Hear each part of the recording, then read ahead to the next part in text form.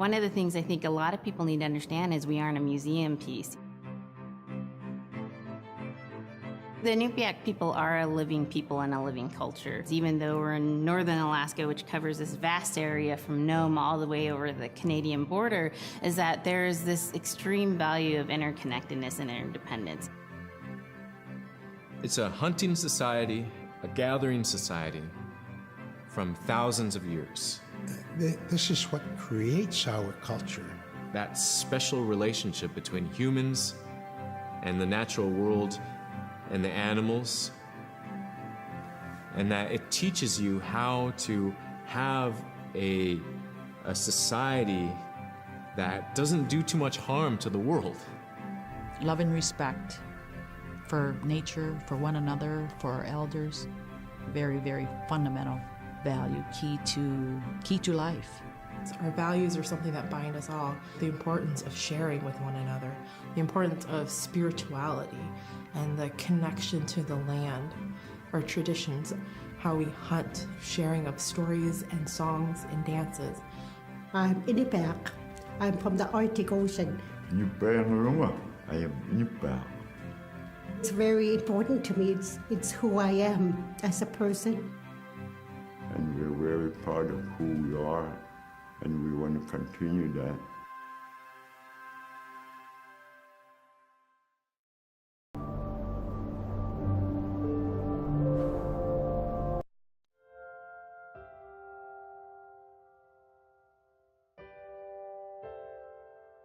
It'd be busy, busy, busy all through the day. You get up and you just go right to work, right to work. There was always something to do. There was never any idle time.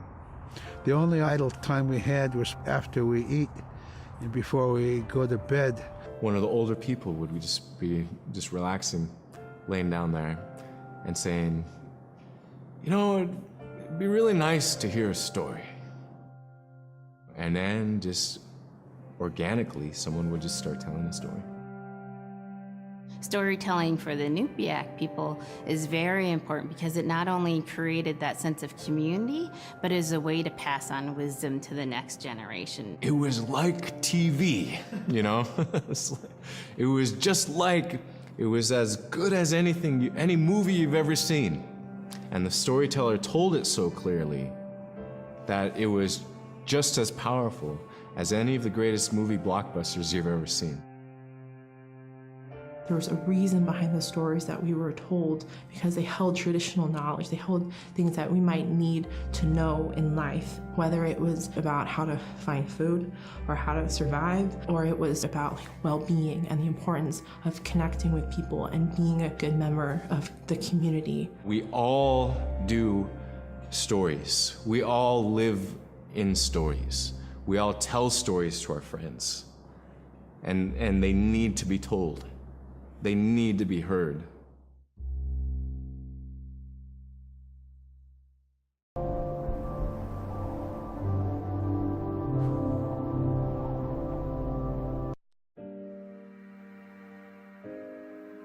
So scrimshaw is this really beautiful method of art that's done either on baleen or ivory, and traditionally it was used to tell stories. Each etching is telling a story of some event. Caribou hunting was taking place. This is what was going on. War began around this time, and so it sort of gives you a timeline of history through etching. An elder or the person who carved it would literally be able to read the scrimshaw story. They're like reading a book, in a way. A lot of the storytelling traditions would be things that after the storytelling was done, we'd just rely on the next person telling it. And so scrimshaw is a very important way for Alaskan Native people to record their history.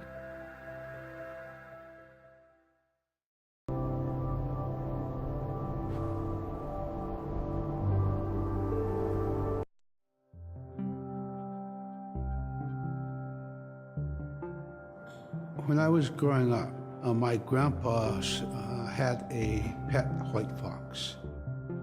If you're a good friend with a fox, when there's danger abound They try to keep you from getting into trouble. They pull tricks here and there, and foxes are like spoiled little kids in a way. When you let her out, she'd go prancing out in the snow, jumping in the air. I know she was happy then. Come running at me and jump on my chest, knock me backwards, lick my face, and I try not to let her. So that was my memory of my grandpa's pet fox.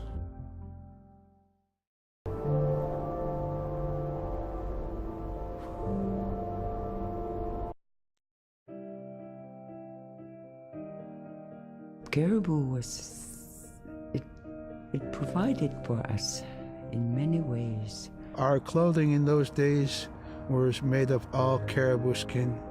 I grew up wearing caribou pants, mittens, caribou skin mattress, blankets.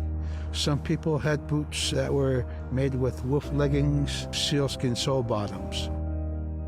Baleen was shaved to make insoles. They kept us quite dry and warm as well. But the caribou skin clothing was the best. We would get as many yearlings as we could for our outer clothing. And for a heavy winter, we would get caribou in February or March because the hair was the longest and the skin was the thickest, and we would use those for our winter gear. With that stuff on, you could sleep outside in 50 below and it wouldn't bother you a bit.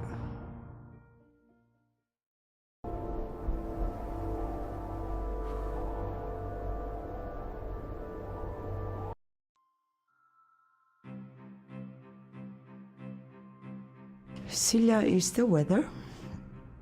It also means the atmosphere. Here's the nuna, or the land. And it's anything from the land into the moon, the sun, the stars. That's Sila.